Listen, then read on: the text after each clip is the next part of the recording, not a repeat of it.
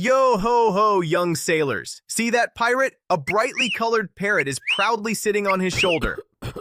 But why did sea robbers need these exotic birds? Let's set sail and unravel this mystery together. Long ago, pirates sailed to distant tropical shores where they caught these beautiful birds. Did you know that one such parrot in Europe cost a fortune? Once I sold a little bird like that in a port and some fat cat gave me a purse stuffed with gold for it. Yeah, I was lucky. I lived without a care for several months after that. And parrots also have incredibly sharp eyesight. At the sight of another ship or land, the birds would get excited, make noise, and this would attract the crew's attention. Their loud cry of "Land ho!" was better than any bell. Yay!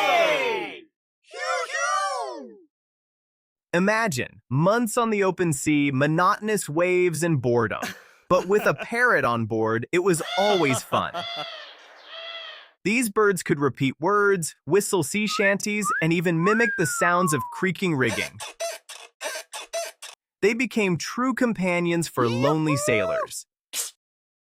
Sailors were superstitious and believed that a brightly colored bird brought good luck on a voyage.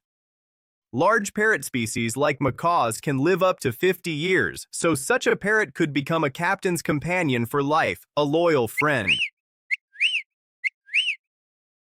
And now some questions for true experts in pirate secrets.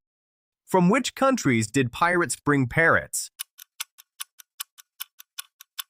From tropical countries, where it's always warm. Why did pirates catch parrots in the tropics? To sell them in northern countries or to keep them for company on long voyages. What joy did parrots bring to pirates at sea? They entertained the crew and lifted their spirits. Excellent! You have a great understanding of pirate traditions. See you again on the Sea of Adventure, and new games are waiting for you after the video.